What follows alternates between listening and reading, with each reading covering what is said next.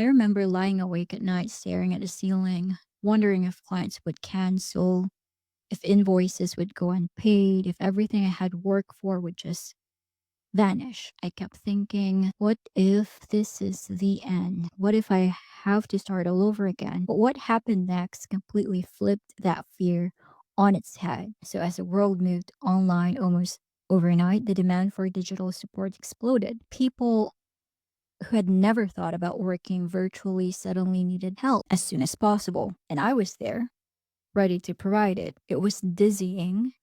In a matter of months, my brother went from working part time to working full time. Then came more clients, more projects, everything. Welcome to the Growth Uncensored podcast, where we pull back the curtain on entrepreneurship, exploring the messy, honest, behind the scenes stories of growing a business and growing as a person. I'm your host, Shiela Krabbenborg, and I'm here to hold space for your growth. So, here we are, our very first solo episode. I have to admit, I'm excited, but also a little bit nervous, I guess. Launching this podcast has been sitting on my heart for quite a while now, and like many big ideas I've had in the past, I had every single excuse to wait. The timing isn't right. I need better equipment. I need to figure out the perfect format. But the truth is, if I had waited until I felt perfectly ready, this podcast would have never existed in the first place. And I think that is such a metaphor for entrepreneurship in itself. I remember one night early on, I sat at our kitchen table with my laptop open, and the idea of starting a podcast came to me. But all I could think of at that time was, who am I even to do this? You see, I'm an introvert, so I don't really have a lot of friends, nor do I have a huge network. What if I fail? What if people laugh? So that loop of fear was loud. I was spiraling in my head. Meanwhile, my husband was in the other room and had no idea what was happening. And then, almost in the same breath, another thought crept in. But what if it works? What if this is the start of something amazing? And that tension between fear and possibility, that is something I think every entrepreneur feels, because every business owner, whether they admit it or not, lives in that space. But the problem is, most of the time, what we see are the shiny results, the big milestones, the so called success stories, and those are great, of course, but they don't tell you the full story. They skip over the sleepless nights, the pivots, the trial and error, the personal sacrifices, and that's the part I wanted to know about the most when I was starting out. And I thought a lot about how to start this solo episode. I kept thinking, do I dive straight into lessons? Do I bring on a co host? Or do I just begin with my own story? And then I realized this podcast is called Growth Uncensored. So it only makes sense to start with my own uncensored story. So in this episode, I'm going to take you through my 15-year business journey. And my hope is that somewhere in it, you see a bit of your own journey too, that it makes you feel less alone, whether you're just starting out, in the messy middle, or trying to figure out what's next. So let's go back to the beginning. It was 2010. I was 18 years old that time, and in university when I lost my scholarship. So, just like that, the plan I thought I had for my life was gone. That scholarship had been helping cover my education, but suddenly it wasn't there anymore. So, a huge financial gap opened up, and I knew I had to carry it because I came from a middle class family, which meant we had enough to live, but not enough to take on unexpected financial surprises like this, which meant if I wanted to keep going, it was on me. So I needed to figure out how to pay for school myself with a secondhand laptop and a stubborn determination to fund my own education. I started taking on small projects online. I said yes to basically anything I could find, then stayed up late trying to figure out how to actually deliver it. I was 18. I didn't know. So I'd Google and read blog posts because YouTube tutorials weren't a thing yet. I would test, I'd fail, then I'd try again, just hoping I could meet the deadline and not disappoint the client who had taken a chance on me. My days were a grind, really. I'd go to school at 8 in the morning, finish classes around 5 in the afternoon, then start work at 8 p.m. and keep going until 1 in the morning.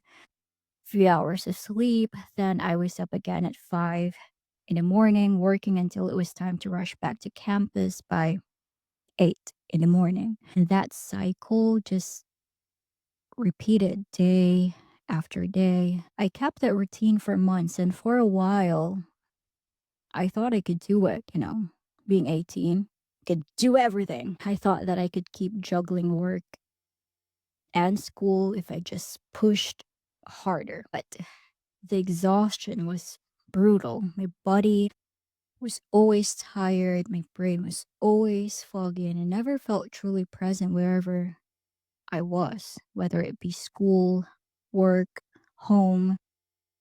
And my classmates would stay behind after lectures, laughing and chatting over coffee or milk tea. I wanted that normal student life, but I couldn't have it.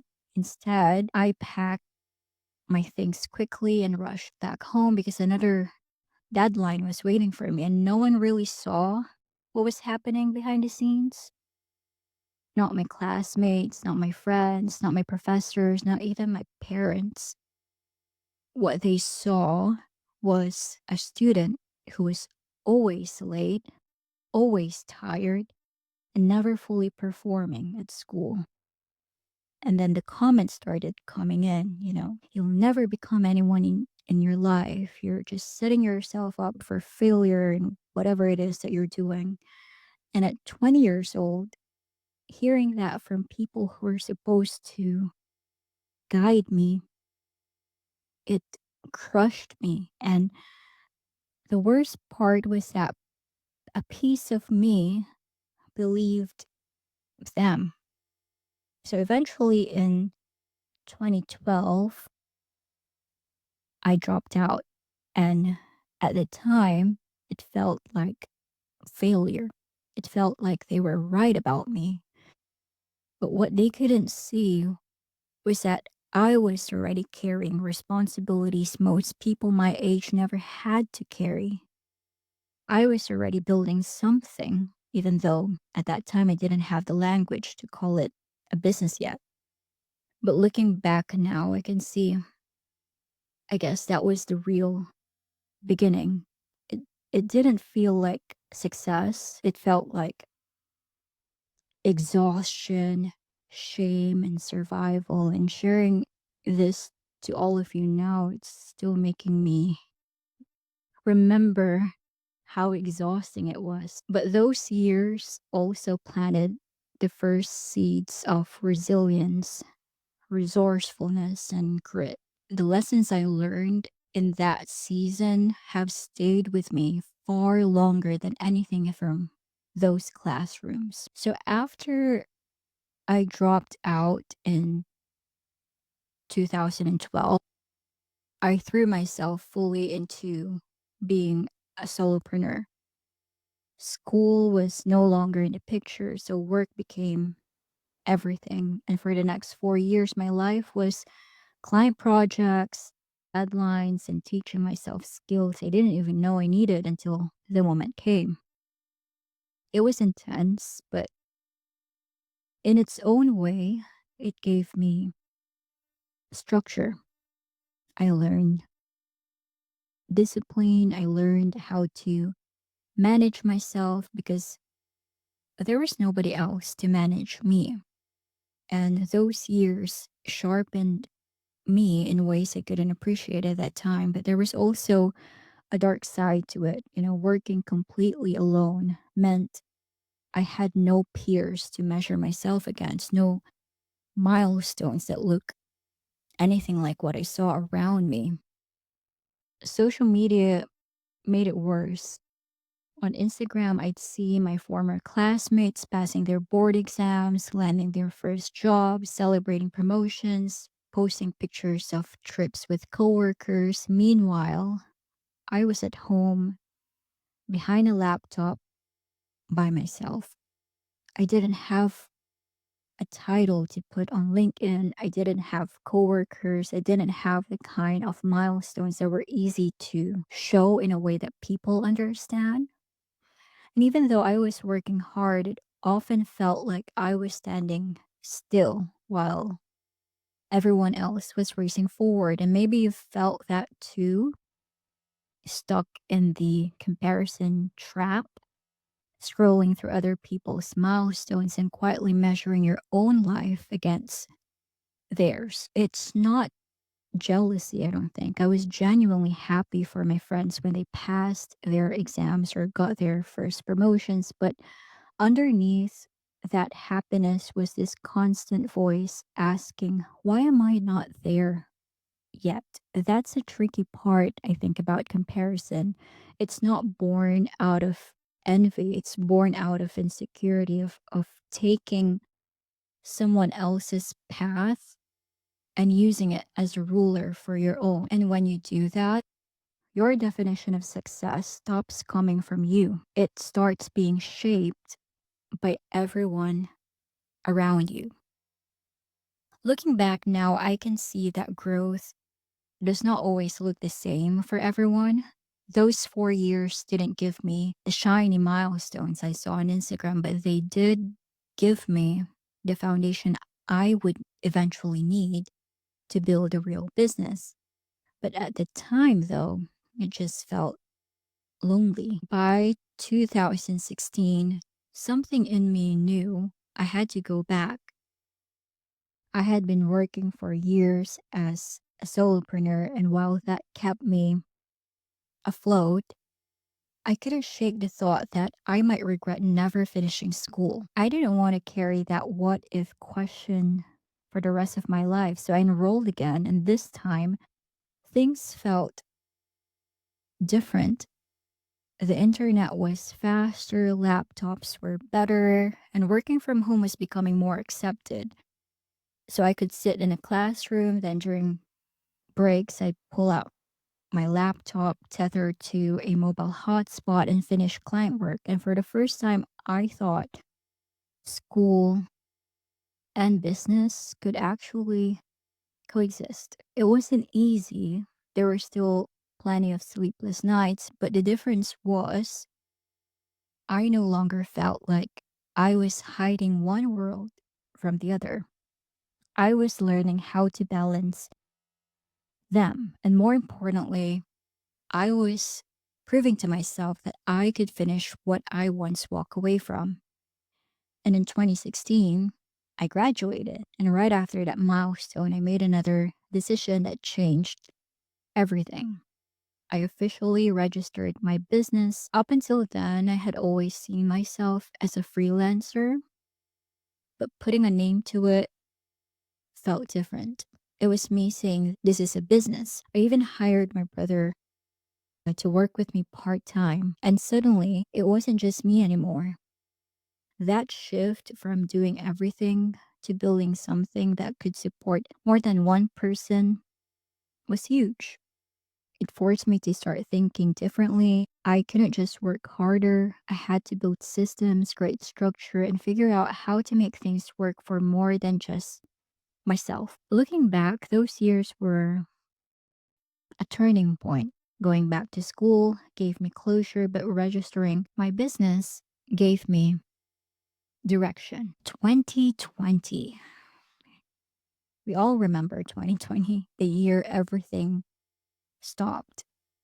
The world was shutting down, lockdowns, businesses closing, uncertainty everywhere. And I was scared.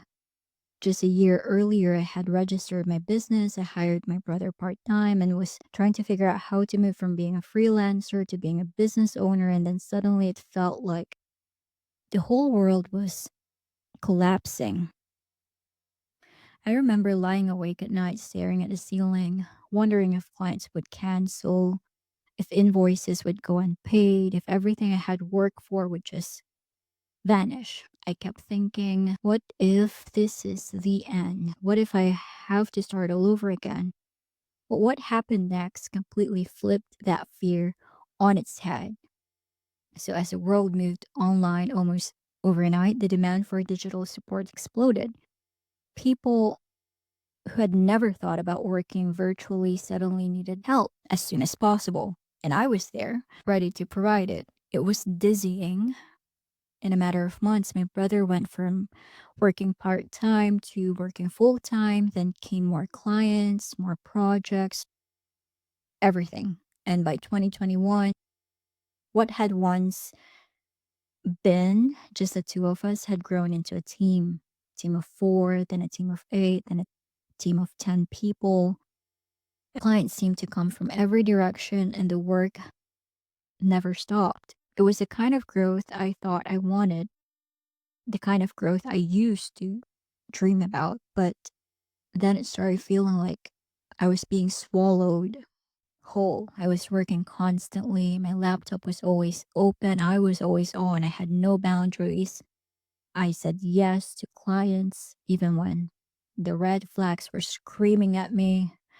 I held on to toxic relationships because I was afraid of losing the money. My self talk became a loop of some sort. Don't complain. This is what you wanted. Don't slow down or it'll all disappear. Don't say no because opportunities like this don't come twice. The business that was supposed to give me freedom had started to feel like a cage. And the truth is, I had built it that way because I thought saying yes to every single thing was what success required. Looking back now, those years taught me one of the hardest lessons. Growth without boundaries is not freedom, it's a trap. And if you're not careful, the very thing you build can end up breaking you. I knew I couldn't keep going the way I had been because I was always exhausted. I would wake up and I'm already tired. I was constantly glued to my laptop. Remember snapping at people I cared about, not because they'd done anything wrong, but because my emotions are just high up there. And there were nights I cried quietly in the shower, wondering, is this really what I built all of these for? 2022, when I got married, marriage forced me, I guess, to stop and think. It made me realize that I couldn't keep building a business at the expense of the life I was supposed to be living. I wanted to protect my time, my energy, and my relationships. I had to be honest with myself. The way I was running my business was taking all of that away. So I did something that terrified me. I started scaling back. I had to say goodbye to some of my team members. I walked away from clients who drained me. I raised my prices, even though a part of me whispered, what if nobody pays? I redrew boundaries I had ignored for years. And with each step, I felt both fear and relief. I wasn't giving up on growth, I was redefining it. And that's when I created what I now call my reverse scale framework. It's built on the idea that scaling back doesn't have to mean scaling down. You can let go of the chaos and still grow. You can serve fewer clients, but do it with more depth and impact. You can make space for yourself without destroying the business you've worked so hard to build. It wasn't easy, and there were days I felt guilty, like I was letting people down, and there were moments I thought, maybe I'm just being weak. But little by little, clarity came back, peace came back, and I realized success isn't about how much you can take on, it's about how much you can sustain. So looking back, 2022 was the year I stopped trying to prove myself and started protecting myself. It was the year I finally allowed my business to serve me instead of the other way around. And in 2023, I migrated to the Netherlands, leaving the Philippines, my family, my friends, the comfort of the life I knew. It was both exciting and terrifying. I remember stepping off the plane with just a few bags and realizing, well, this is it. Everything familiar was behind me. I tried to see it as an adventure at first, but the reality of migration is messy. Suddenly everyday things that used to be automatic felt like obstacles, like grocery shopping, filling out paperwork, even asking for help. Each one reminded me that I didn't know the language, that I didn't fully belong here. It made me feel small, like I had been pushed back to a corner. I re registered my business here, and while it was just paperwork, it stirred something bigger inside of me. Because in the Philippines, registering my business had been about proving that I could do it, that I could build and sustain a business.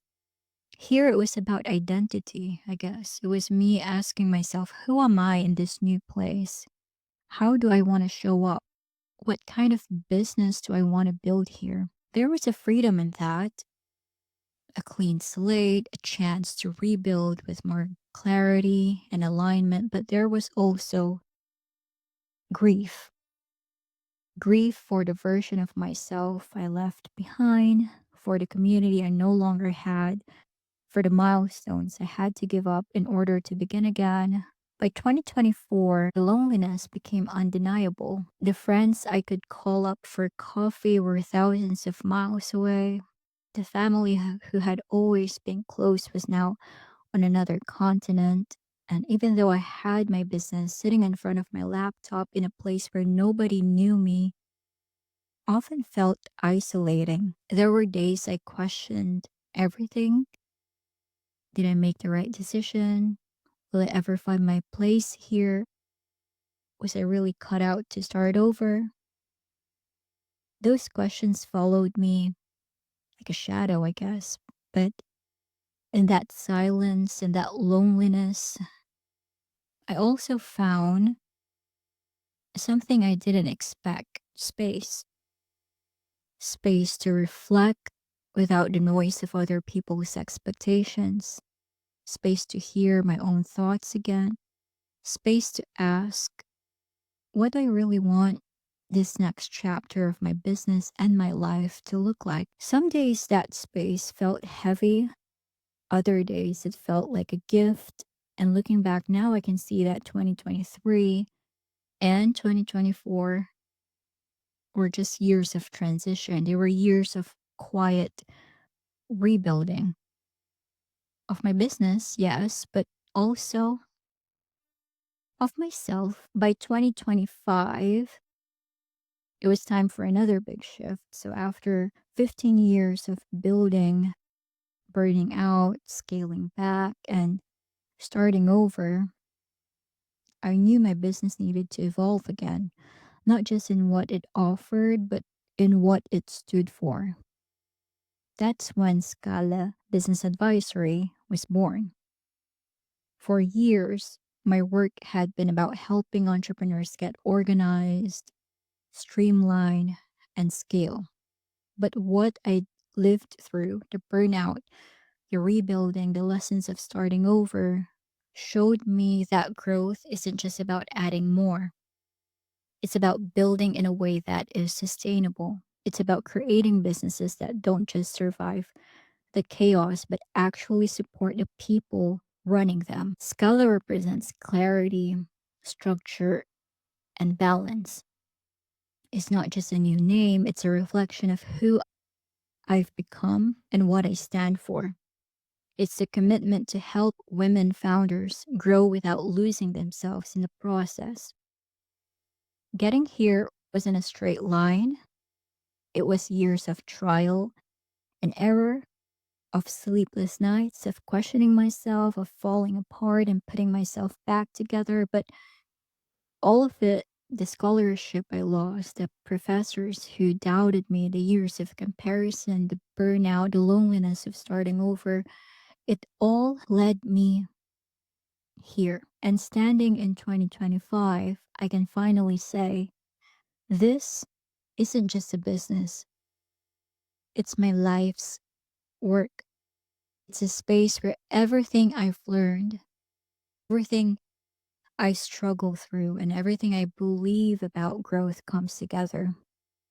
It's the reason I created this podcast because the story behind Scala is not just my story. It's a reminder that growth will stretch you, test you, and sometimes break you, but it will also rebuild you into someone stronger, clearer, and more aligned than before.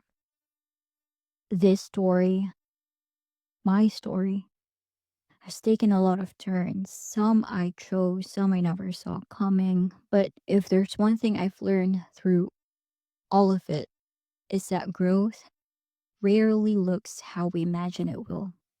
It's messy, it's uncomfortable, it tests you in ways you cannot prepare for, even if you try.